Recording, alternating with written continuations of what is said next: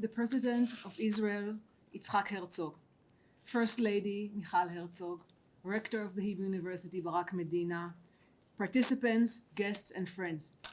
It is my honor and pleasure to welcome you all to Jerusalem and the Hebrew University. I'm truly excited that today we are launching a new international annual conference, the President Chaim Herzog Conference, named after the sixth president of the State of Israel. The topic of the conference, the role of law in diverse societies, is of utmost importance. Since the founding of the State of Israel, our society continually grapples with severe tensions, divisions, and clashes due to its complex political situation and unique population composition. Furthermore, I believe that the topic of this conference is particularly suited for the inaugural conference of what is likely to become a tradition and a major event at our law faculty. Chaim Herzog, of blessed memory, has dedicated his life to serving Israeli society as a whole and promoting its flourishing. He has done so through the diverse roles he played during his distinguished career: freedom fighter, intelligence officer, lawyer, businessman, diplomat, politician, author, and finally, President of the State of Israel. Looking at the impressive list of topics and speakers in the program, I believe that Chaim Herzog would have enjoyed participating in this conference. I can think of no better way of opening the conference than by hearing the words of Chaim Herzog's son, Yitzhak Herzog, the 11th President of Israel. On behalf of the law faculty and the Hebrew University, I wish to thank President Herzog for joining us this morning. It is indeed a rare honor. Yitzhak Herzog has followed in his father's footsteps in many ways. Like Chaim Herzog, he leads an illustrious career and dedicates his life to public service. Yitzhak Herzog served as an officer in an elite unit of the Israeli intelligence corps, what is called 8200. He is likewise a lawyer by profession and was senior partner in one of Israel's leading law firms, Herzog, Fox, and Neeman. I will mention only some of his leadership roles over the years. Yitzhak Herzog was government secretary, a member of the Israeli parliament, the Knesset, served in several ministerial roles such as Minister of Housing and Construction, Minister of Tourism, Minister of Welfare and Social Services, and Minister of Diaspora Affairs. Was chairman of the Labour Party and its candidate for Prime Minister, served as leader of the opposition, and was chairman of the Jewish Agency for Israel. Yitzhak Herzog was elected as Israel's 11th president in 2021. So, without further ado, I wish to invite President Herzog to address us. President Herzog, the floor is yours. Good morning, ladies and gentlemen. I promise you it's not hereditary. So, dear friends, Rector of the University, Professor Barak Medina, Mr. Clive Kabachnik, American Friends of the Hebrew University Board President, Dean of the Hebrew University Law Faculty, Professor Daphna Lewinsohn-Zamir, Director of the Center for the Study of Multiculturalism and Diversity, and organizer of the conference, thank you, Professor Netta Barak-Corren, and Chairman of the Herzog Fox Neeman, or as we call it, Herzog Law Firm, my good friend Meir Linzen, and participants from all over the world. Distinguished scholars from Israel and from around the world, ladies and gentlemen, it is a sincere privilege for me to open the inaugural President Chaim Herzog Conference here at the Law Faculty of the Hebrew University of Jerusalem.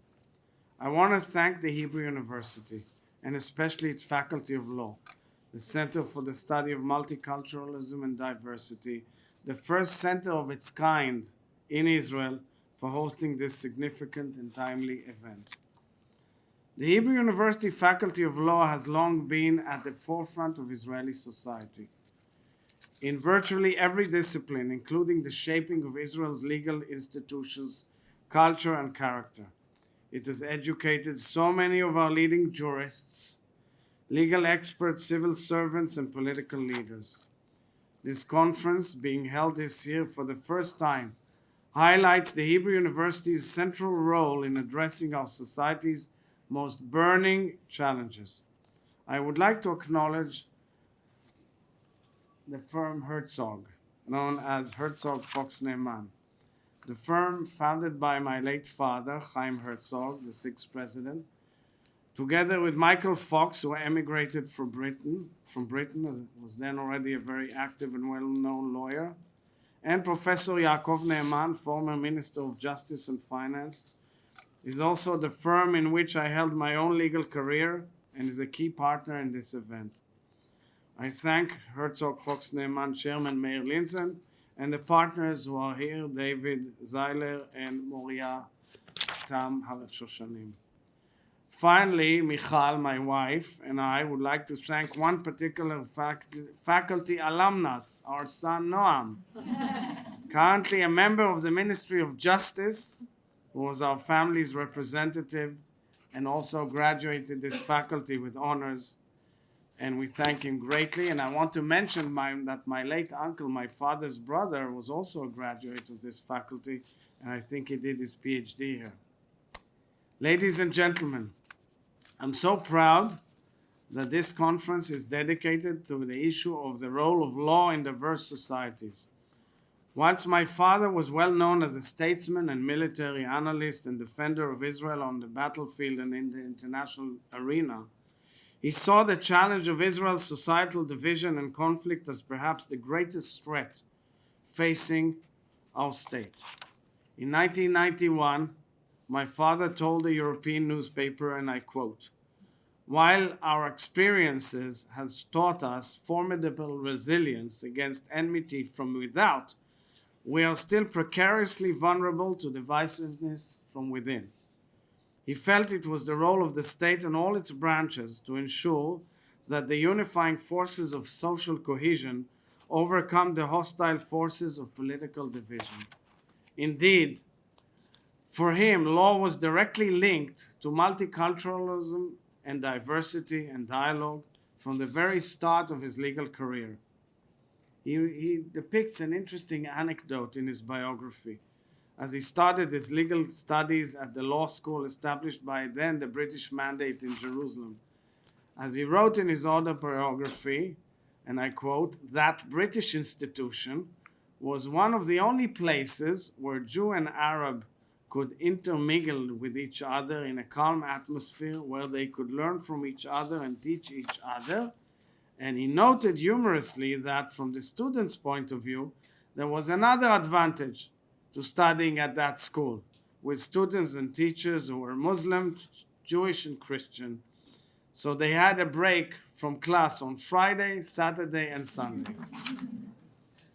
My late father fought with the British Army in liberating Europe from the Nazi regime, studied at Cambridge University, and following an extensive service in the Israeli military and other fields, he founded the law firm of Herzog Fox Neeman exactly 50 years ago with his partners. Later on, he represented Israel in the United Nations, served as a member of the Knesset, and began in 1983 his decade-long tenure as the sixth president of Israel. Dear friends, I've had the good fortune of being exposed throughout my life to a very diverse set of experiences, worldviews, and values. I firmly believe in the unique value of diversity, in the richness it offers and the perspective it provides. And just as diversity is one's personal life journey, and just as it has the power to make a person more understanding, creative, and whole, so too diversity is a nation's journey and has the power to make it more vibrant as a nation, more tolerant and more complete, as well as more original, proactive, and groundbreaking. These are all blessings. That said, diverse societies naturally also present many challenges. Transforming diversity into a positive force is a very difficult challenge. In a society that has diversity, such as Israeli society, The looming threat is that differences between individuals and groups will become a source of innate conflict, suspicion, zero-sum competition, and we've seen it in so many nations around the world. In such a society, the law is not and must not be a passive actor. The law must take a proactive stand in strengthening the common democratic framework whilst making every attempt to protect the human dignity and defend the civil liberties of all groups, streams, genders, religions, and individuals. The legal system and the norms, behaviors, and mechanisms it creates must provide a moral compass based on mutual respect, protection of human rights, free speech, which does not cross the line into incitement, and shared responsibility for the stability, well-being, and flourishing of the citizens of that state. The secret to Israel's survival and success has always been our underlying solidarity and resilience on the one hand, and our commitment to our shared democratic system and values on the other. This was laid down by the very strong and impactful legal system, especially our Supreme Court. It is therefore critical that we preserve these two twin pillars and ensure that our diversity continues to be a source of strength, innovation, and growth. And this is my utmost belief as the President of Israel, and this is what I'm trying to relay in my tenure as the President of Israel. And in conclusion, I want to thank Professor Barak Medina, Rector of the Hebrew University, and himself a great expert on Israeli constitutional law, Professor Daphna Lewinsohn-Zamir, the Dean of the Faculty of Law, and special thanks again to Professor Netta Barak-Corren, who was chosen by the conference committee to organize this gathering and managed to bring together experts, distinguished experts from all over the world. I thank the superb group of academics, as well as young scholars who've joined us and will join this seminar all throughout the day. I wish you all a successful and productive conference and look forward to seeing its results. Toda rabba and thank you all.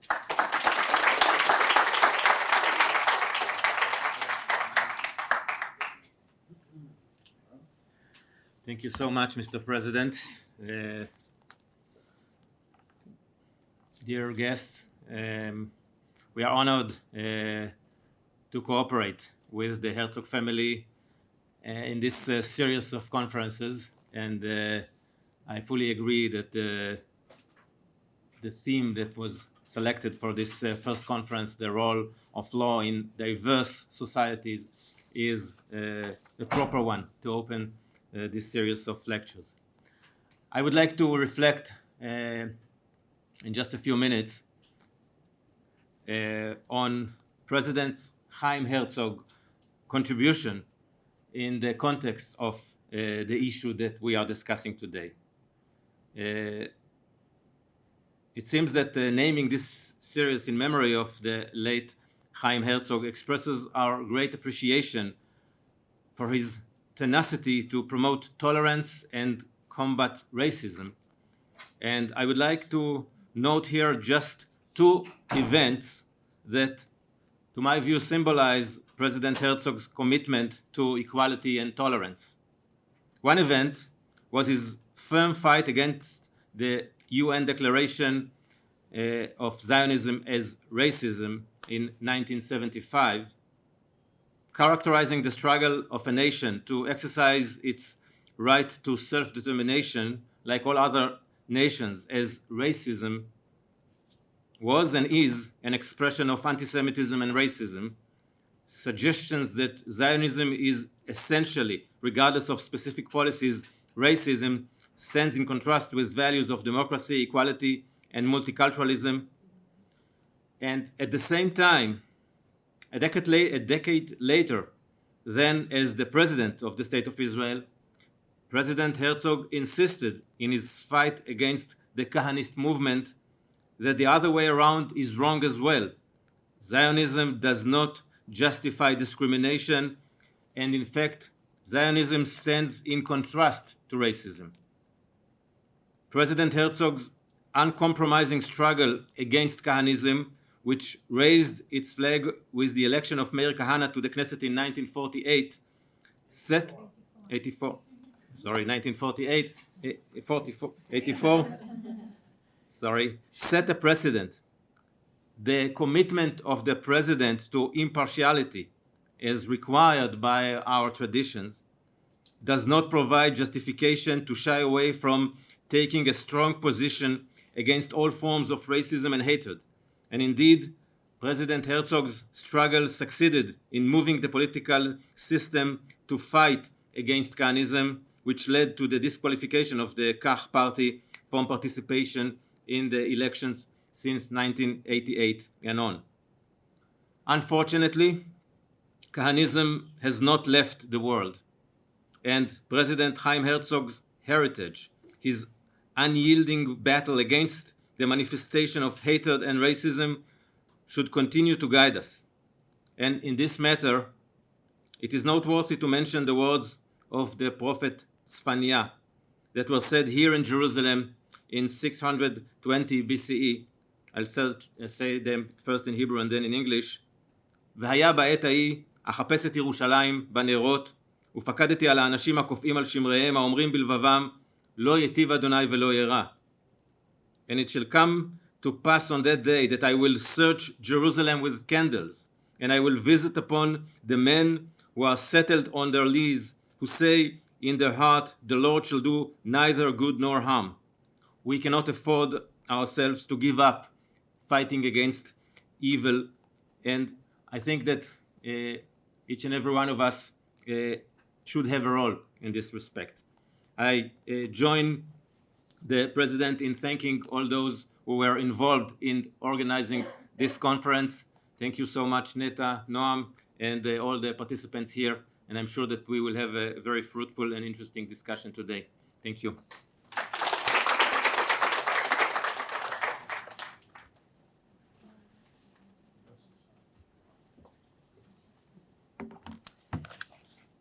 Dear Mr. President and First Lady, Rector of the Hebrew University Barak, Dean of the Law Faculty, Chairman of Herzog Fox Neeman and partners, members of the Herzog family, and our distinguished guests and audience who gathered here today.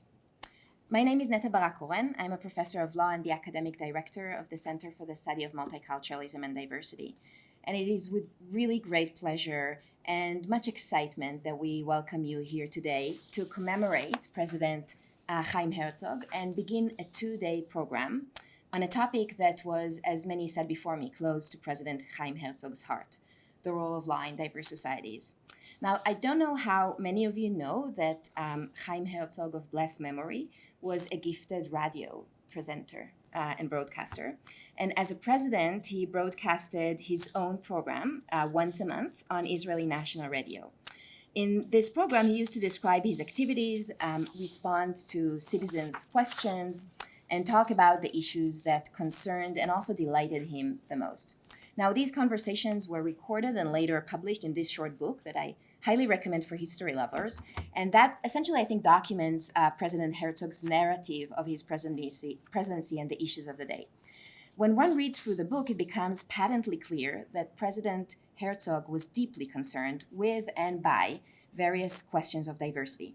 He dedicated hours to discussing his delight of receiving waves of immigration from former Soviet Union and from Ethiopia, expressed much concerns about the challenges these migrants face and the need to do more and better to help them settle in by all branches of government. He was worried about social and political polarization, and he was specifically preoccupied with the state of the relations of Jews and Arabs, citizens of Israel. So, for example, on September 1st, 1989, he told the listeners, and that's a free translation, the main issue I worked on this month was the issue of the relations between Jews and Arabs in Israel. At the beginning of the month, I hosted for a conversation Bedouin citizens from the Galilee. One of them had an amputated leg, which he lost in the War of Independence, when the El-Hab Bedouin tribe joined the Israeli forces and fought in the battles of the Galilee. Our conversation, said President Herzog, reflected the debate and internal doubts about identifying with the state of Israel, that are shared by many of the Arab citizens in Israel. I am conscious of their problems, stress, fears, concerns, questions, and doubts. The president continues to say, some problems are uneasy to solve without achieving peace with our neighbors, but I'm entirely confident that other problems can be dealt with better. What troubles me in the aftermath of all of the meetings I conduct is the feeling that we as a nation are not doing as much as we should to take care of the relationship between Jews and Arabs in Israel. Now, more than 30 years have passed, and President Chaim Herzog's focus on the need to attend to diverse groups and to their relation to one another and to the state has only become more pressing, and not only in Israel, but all over the world. Democratic countries constantly struggle these days to accommodate diversity of traditions, integrate migrants, bridge conflicts of norms and values, and overcome the increasing polarization that really threatens to tear societies apart. Now, law and policy are only some of the tools, but are the heavy tools that states use to intervene in the social fabric and guide behavior. Is law at all effective at that? Can it ameliorate social tensions, or does it drive social groups apart and increase fragmentation? What factors shape whether legal movements succeed or fail in promoting diversity and persuading their audiences? These are some of the key questions that we will discuss over these 2 days. We assemble here a very interdisciplinary group of scholars who work on similar questions in different disciplines: law, political science, psychology, economics, as well as leaders in government and in private practice who work on solving the problems that we study day to day. Now, the goal of this gathering is really to join intellectual forces and break new grounds in our understanding of the law and the role of law in diverse societies. I hope that by the end of these 2 days, we'll come out of the room more educated and with clearer directions to approaching both diversity's challenges and promises, because we really do have to do more to take care of our tense social relations in Israel and globally. I want to welcome Chair of Herzog Fox Neeman, Meir Linzen, to provide the final greetings for this morning.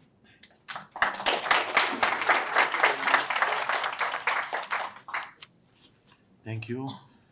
My friends, President Isaac Herzog and First Lady Michal Herzog, Noam Herzog, Rector Barak Medina, Dean Daphna Barak-Lewinsohn, and Professor Netta Barak-Corren. It's a pleasure for me to be in this event. When there was the 100th celebration for Chaim Herzog in 2018, I thought that we should commemorate him outside Herzog Fox and Neeman. And then we met at Isaac Herzog. You don't hear me? You're too tall. Okay. We met when Isaac Herzog was the chairman of the Jewish Agency, and we thought that the best idea how to commemorate the legacy of Chaim Herzog on the legal arena, he had many fields, was with one of the faculty of laws, and this is the natural choice. And so I'm very happy that it's happening. And I'm very happy that it's happening this year when we celebrate 50 years when Chaim Herzog, together with Michael Fox and Yaakov Neeman, founded Herzog, Fox, and Neeman. Mr. President, your mother told me in one of our events that your father, the sixth president, liked to build. He was bored to maintain things, but he liked to build. And I don't know, he built so many things in this country. So I heard in one of the events, Israel is a startup nation. But the startup nation started with the unit, the intelligence unit A200. And you know who established A200? So that was Chaim Herzog, one of many institutions that he established in this country. Chaim Herzog was not so many years partner in the firm. He was from 1972 until 1983 when he was elected as president. And in the meantime, 3 years he was our ambassador to the UN. So one may think, so what is his impact on the firm? So I can tell you that although we grew more than 100 times since he founded the firm, the foundations are strong until today, and that we see in buildings. There are buildings that survive hundreds of years. They survive hundreds of years because of strong foundation. And he, together with the other founders, they put the values and foundation, namely professionalism and excellency, focus on the international activity. There was very little, by the way, at the time, but to the enjoy. And the last but not the least, the organic growth. Believe in young people. I was very privileged to work with Mr. Chaim Herzog. He was my mentor, and I want to mention one case. I will not go to all the details, but you can read in Chaim Herzog autobiography, also connected, by the way, with the topic of today. And that was a case of Lady Corcoran. Lady Corcoran was an Arab that her land was taken under, like all absentees, in 1948. And no one got back. And then this lady approached Chaim Herzog, and he consulted with his two partners whether to take the matter or not, because she could not pay regular fees. And they say, no chance. And then he asked two young people what they think about it. So the first was his son, not the president, but Mike Herzog, that now he's our ambassador in US and historian, and he made research about the family that sold to the Jews a lot of the lands that we are sitting today, and he asked me about the legal chances, and I told him I think we're a good chance to take it. And he ignored the view of the old people and take the view of the young people. And that was very typical, to him. And you won the case. And we won the case, yes, we won the case. It's Chaim Cohen in the bench. Yeah. So I have also many stories of my Chaim Herzog, but as we discussed the diversification, you know, he, I don't want to say forced us, but we have to participate once in a week in a Arab lesson. There was the secretary of the Tel Aviv, the translator of the Tel Aviv District Court, Mr. Daniel, you remember that? And then we had to learn Arabic. Also, we have to learn the a piece of Gemara by Yaakov Neeman, but that also a kind of diversification. So I'm very happy that this institution is here, and I hope it will be for many years. We, as Herzog law firm, will support this for many years. Thank you very much.